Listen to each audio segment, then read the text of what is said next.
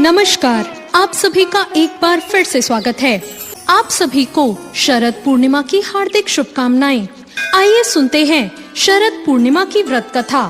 शरद पूर्णिमा अश्विन मास की पूर्णिमा को कहा जाता है। पुराणों के अनुसार देवी लक्ष्मी इसी पूर्णिमा तिथि को समुद्र मंथन से उत्पन्न हुई थी, इसलिए शरद पूर्णिमा की रात का हिंदू धर्म में अपना विशेष महत्व है। इस रात चंद्रमा अपनी 16 कलाओं से पूर्ण होकर आकाश से अमृत वर्षा करता है और वैभव की देवी लक्ष्मी अपने पति श्री हरि के साथ पृथ्वी लोक पर भ्रमण करने आती हैं। आइए अब सुनते हैं शरद पूर्णिमा की व्रत कथा। पौराणिक कथा के अनुसार एक नगर में एक साहूकार की 2 पुत्रियां थी। माँ लक्ष्मी और श्री हरि की इसी कृपा को प्राप्त करने के लिए साहूकार की दोनों बेटियां भी हर पूर्णिमा का व्रत किया करती। इन दोनों बेटियों में बड़ी बेटी पूर्णिमा का व्रत पूरे विधि विधान से पूरा करती और वहीं छोटी बेटी तो व्रत करती, लेकिन नियमों को आडंबर समझकर उन्हें अनदेखा कर देती। विवाह योग्य होने पर साहूकार ने अपनी दोनों बेटियों का विवाह कर दिया। अब बड़ी बेटी के घर पे स्वस्थ संतान का जन्म हुआ। संतान का जन्म छोटी बेटी के घर भी हुआ, लेकिन उसकी संतान ने पैदा होते ही दम तोड़ दिया। 2-3 बार ऐसा होने के बाद उसने एक ब्राह्मण को बुलाकर अपनी व्यथा कही और कहा कि हर बार मेरी संतान दम तोड़ देती है, ऐसा क्यों है और इसका क्या उपाय है।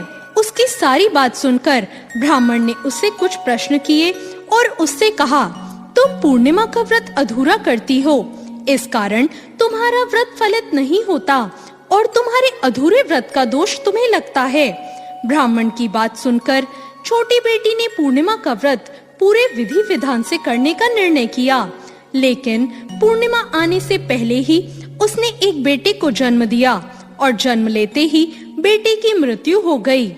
इस पर उसने अपने बेटे के शव को एक पट्टे पर रख दिया और ऊपर से एक कपड़ा ढक दिया कि किसी को पता ना चले। फिर उसने अपनी बड़ी बहन को अपने घर बुलाया और बैठने के लिए वही पट्टा दे दिया। जैसे ही वो उस पट्टे पर बैठने लगी, उसके लहंगे की किनारी उस बच्चे को छू गई और वो जीवित होकर तुरंत रोने लगा। इस पर बड़ी बहन पहले तो डर गई और फिर छोटी बहन पर क्रोधित होकर उसे डांटने लगी, क्या तुम मुझ पर बच्चे की हत्या का दोष और कलंक लगाना चाहती थी? मेरे बैठने से अगर ये बच्चा मर जाता तो? इस पर छोटी बहन ने उत्तर दिया, यह बच्चा तो मरा हुआ ही था दीदी, तुम्हारे तप और प्रकाश के कारण ये जीवित हो गया। पूर्णिमा के दिन जो तुम व्रत किया करती हो, उस कारण तुम दिव्य तेज से परिपूर्ण और पवित्र हो गई हो। अब मैं भी तुम्हारी तरह ये व्रत और पूजन किया करूंगी। उसके बाद उसने भी पूर्णिमा का व्रत पूरे विधि विधान से किया और इस व्रत के महत्व और फल का पूरे नगर में प्रचार किया। जिस प्रकार माँ लक्ष्मी और श्री हरि ने साहूकार की बड़ी बेटी की कामना पूर्ण कर उसे सौभाग्य प्रदान किया, वैसे ही हम पर भी कृपा करना। तो ये थी शरद पूर्णिमा की कहानी। शरद पूर्णिमा के दिन सुबह स्नान करने के बाद मंदिर की सफाई करें, ध्यान पूर्वक माता लक्ष्मी और भगवान श्री हरि की पूजा करें और फिर गाय के दूध में चावल की खीर बनाएं। माता लक्ष्मी और भगवान विष्णु की पूजा करने के लिए लाल या पीला कपड़ा चौकी पर बिछाकर माता लक्ष्मी और भगवान विष्णु की प्रतिमा इस पर स्थापित करें। भगवान की प्रतिमा के सामने घी का दीपक जलाएं और धूप करें। इसके बाद गंगा जल से स्नान कराकर अक्षत और रोली से तिलक लगाएं। तिलक करने के बाद सफेद या पीली मिठाई का भोग लगाएं। लाल या पीले पुष्प अर्पित करें।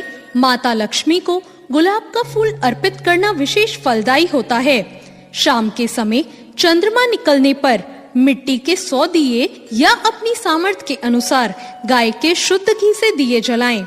इसके बाद खीर को किसी छोटे बर्तनों में भरकर छलनी से ढककर चंद्रमा की रोशनी में रख दें। फिर रात को विष्णु सहस्त्र नाम का जप करें, श्री सूतक का पाठ करें, भगवान श्री कृष्ण की महिमा, श्री कृष्ण मधुराष्टकम का पाठ और कनकधारा स्तोत्र का पाठ करना चाहिए।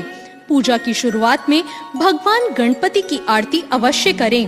अगली सुबह ब्रह्म मुहूर्त में स्नान कर उस खीर को माँ लक्ष्मी को अर्पित करें और प्रसाद के रूप में वो खीर घर के परिवार के सदस्यों में बांटे और स्वयं भी खाएं। माँ लक्ष्मी की पूजा करने से सभी मनवांछित कार्य पूरे होते हैं, साथ ही हर तरह के कर्ज से मुक्ति मिलती है।